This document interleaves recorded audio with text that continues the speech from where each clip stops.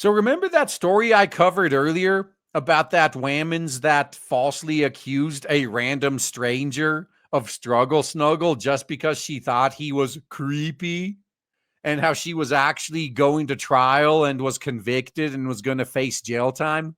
Well, looks like the verdict is in. Well, let's see exactly what this false accuser is going to face. Pennsylvania Whammons, who wrongfully accused stranger of struggle snuggle and kidnapping, is indeed sentenced to jail. Got to be for at least 10 years, right? Because if the guy was convicted of struggle snuggling her, he probably would have gotten at least 10 years. So she's getting 10, right? A Pennsylvania Whammons who admitted to fabricating a kidnapping and struggle snuggle allegations against a stranger whom she specifically targeted because she thought he was creepy last year is paying for her lies. Only paying pennies on the dollar, though. She was sentenced from 45 days, so 1.5 months, to 2 years in Bucks County Correctional Facility.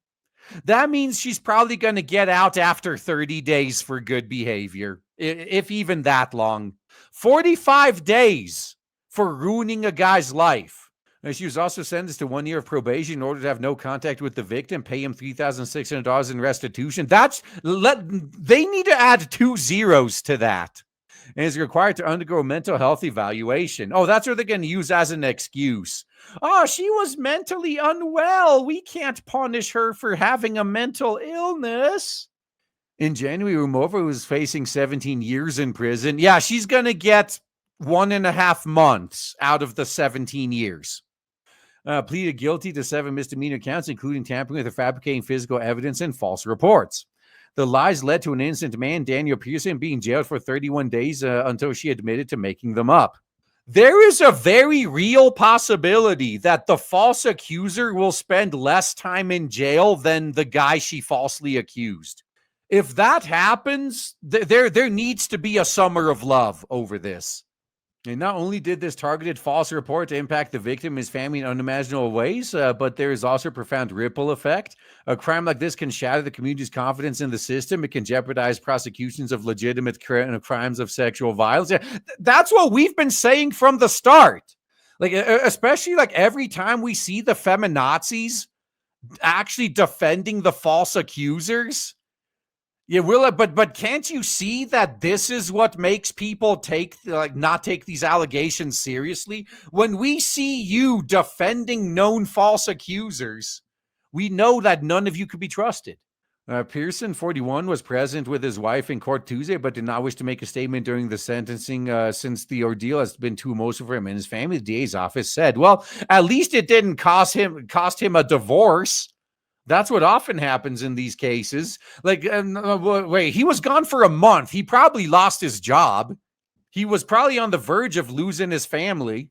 The 20-year-old claimed that she was attacked from behind outside a Redner supermarket April 16th, cooked up a story that the assailant pulled her pants down and smacked her, leaving a bruise on her face. She then went to the police and accused Pearson as her attacker before eventually fessing up to the tale. And the only reason she fessed up is because the police were actually investigating and were coming to the conclusion that this was a lie. Rumova told investigators that she specifically targeted Pearson because she had seen him in his blue Ford F-150 pickup truck and thought he was creepy. Isn't this good to know, guys? That if some random 304 finds you creepy, she can ruin your life and only spend like a month in jail. But there's totally not a 2-tier justice system. Yeah, that's true. He should sue her. Yeah, that's actually the one silver lining here. This was the criminal case. He can still go after her in civil court, and I think he should. Now, unfortunately, a lot of guys are dickless cucks, so they refuse to go after their false accusers. But thankfully, in recent years, we've been seeing a growing number of guys actually go after their false accuser. This needs to happen. They can't keep getting away with it. The more of them actually get held accountable, the less of this shit there will be. The Middletown Township Police Department also reviewed surveillance video and analyzed Rumova's cell phone data, which led to the discovery of multiple inconsistencies and contradictory information within the account of the attack at Redner's parking lot. And that's why she eventually just confessed. Because she was pretty much told, if you don't confess, you'll be facing way worse charges. She was charged on May 20th and was held on a $30,000 bail. Chief Deputy District Attorney Kristen M. McElroy and the Corps thanked the detectives for their hard work, which helped prove Pearson was an innocent man. Now, is he going to be reimbursed for the month he spent in jail? McElroy also called out to remove his actions for accusing him of one of the worst crimes imaginable. And that's why she should have been punished as if she had committed that crime herself.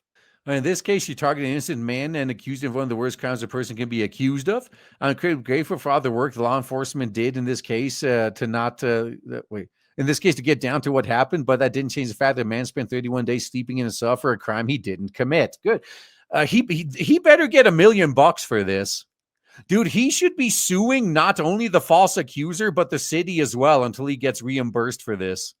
This guilty until proven innocent shit needs to stop.